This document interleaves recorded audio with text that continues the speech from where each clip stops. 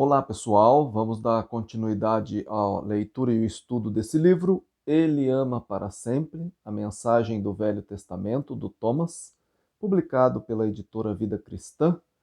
A gente está lendo o capítulo 8, que fala sobre vitória na conquista. E a gente vai ler hoje o subtítulo A Guerra Santa na Atualidade. E diz o seguinte: quais as implicações dessas regras para a guerra moderna? Os cristãos, algumas vezes, citam o Velho Testamento como uma justificação para o envolvimento na guerra.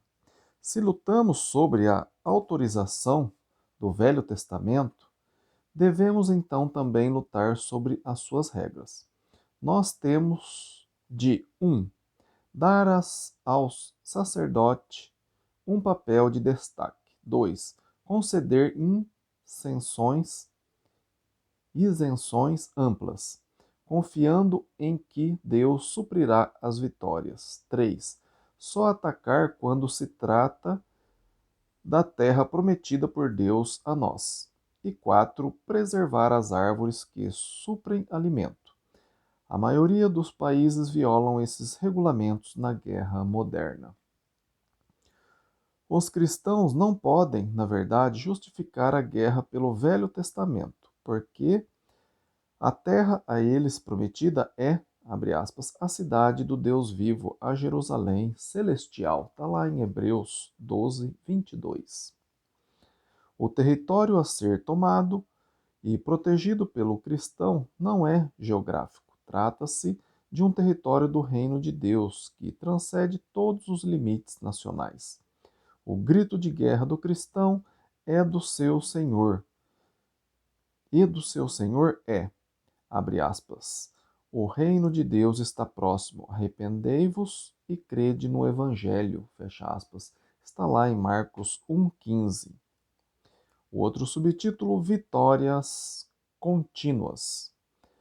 Depois de Israel ter ocupado a terra prometida a Abraão e conquistada pelos exércitos comandados por Josué, o povo viu-se envolvido em atividades de saneamento e proteção durante séculos.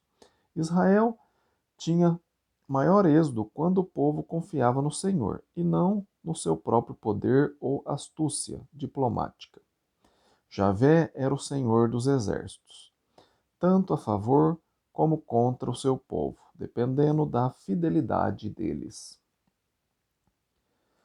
Durante os dias dos juízes, o povo de Deus teve os seus altos e baixos conforme vivessem ou não segundo as regras do Senhor. Está lá em Juízes 3, 18 e 19.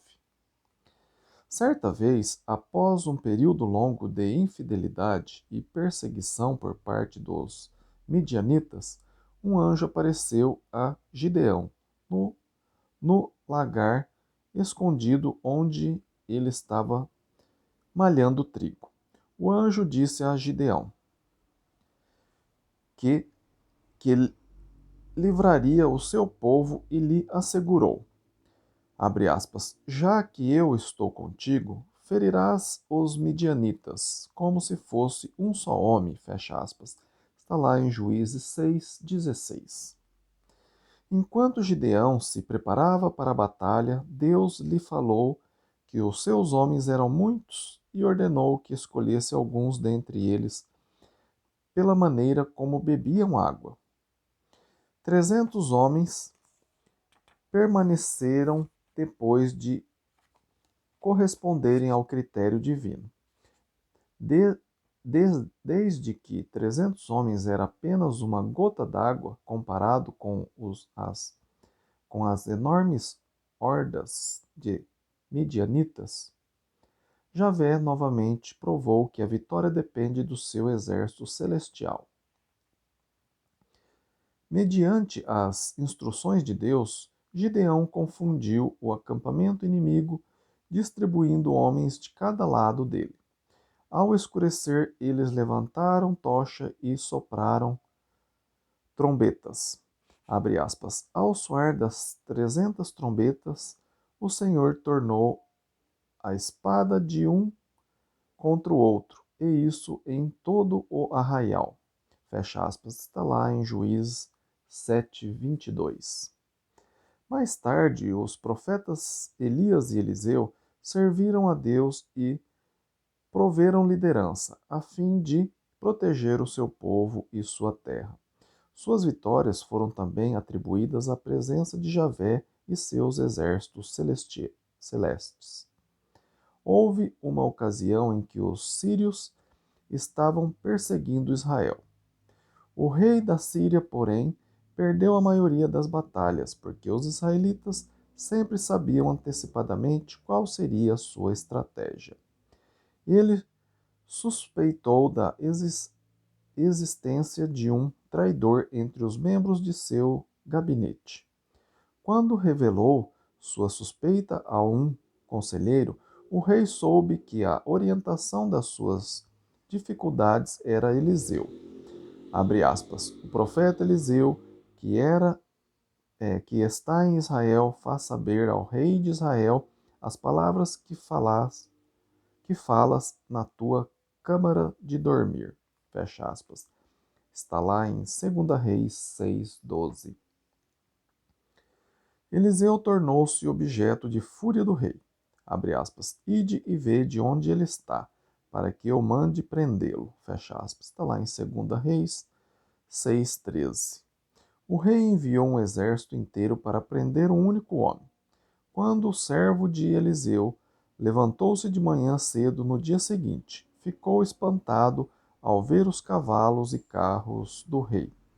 Eliseu permaneceu calmo.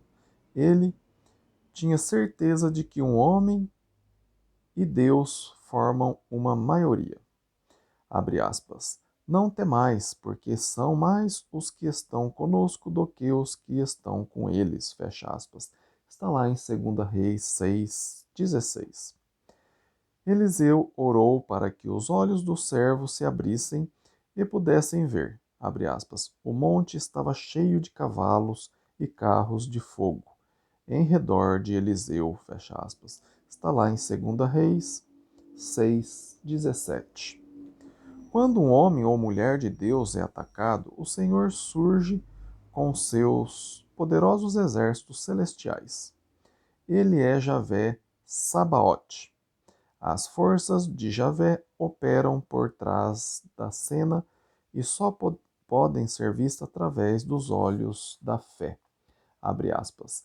Não são todos não são todos eles espíritos ministradores enviados para serviço a favor dos que hão de herdar a salvação? Fecha aspas. Está lá em Hebreus 1:14.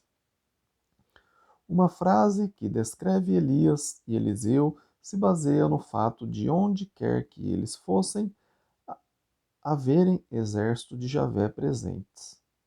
Quando Elias estava prestes a morrer, ele foi levado para o céu num carro puxado por cavalo de fogo. Enquanto assistia a cena, Eliseu gritou, abre aspas, meu pai, carros de Israel e seus cavaleiros, fecha aspas. Está lá em 2 Reis 2:12. Esta exclamação evidentemente referencia a maneira em que Elias foi transladado aos céus, mas também indicava que onde quer que este homem de Deus aparecesse, a milícia celestial de Javé também se encontrava. Israel não precisava de exércitos terrenos poderosos quando Elias aparecia. A mesma frase foi usada na morte de Eliseu. Está lá em 2 Reis 13:14. Mostrando que a vitória estava assegurada quando ele surgia no campo de batalha. Os profetas censuravam o povo de Deus por confiar em sua própria força e estratégia diplomática em lugar de em Javé Sabaote. Quando Sargão II da Assíria morreu em 705 a.C., Judá rebelou-se. Judá considerava precária a sua situação e enviou um embaixador ao Egito. O Egito tornou-se um aliado disposto, prometendo cavaleiros e carros, mas Isaías considerava todos esses esforços como desperdício de tempo. O povo de Deus precisava confiar no Senhor. Ele podia fornecer os exércitos celestiais para proteger o seu povo.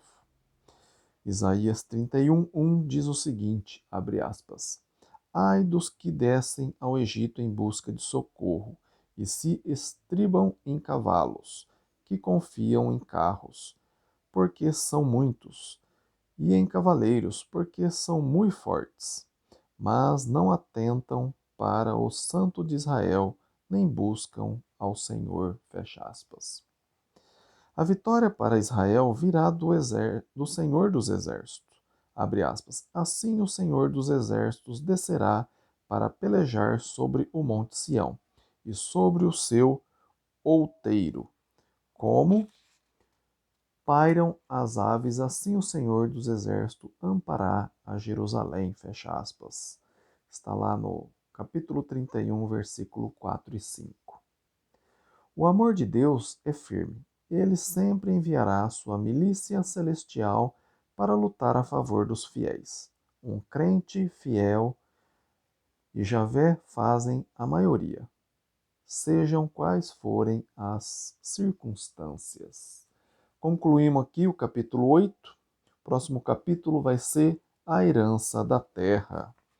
Se você está gostando do estudo e da leitura desse livro, Ele ama para sempre, a mensagem do Velho Testamento, do Thomas, publicado pela editora Vida Cristã. Deixa aí o seu like, compartilha esse vídeo aí com seus familiares, seus amigos, suas redes sociais.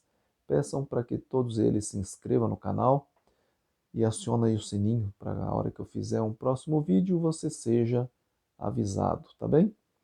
E surgindo alguma dúvida sobre esse capítulo que eu li agora, ou sobre qualquer um outro assunto aí da Bíblia, peço para que você escreva para mim, o meu e-mail está aí na descrição do vídeo, é ronaldozm@gmail.com. Terei o maior prazer de estudar a Bíblia com você. Se você mora longe, a gente pode fazer isso por videochamada também, ou eu posso localizar um irmão aí que mora mais próximo de você, que entende bastante da Bíblia aí para tirar suas dúvidas também, tá bom?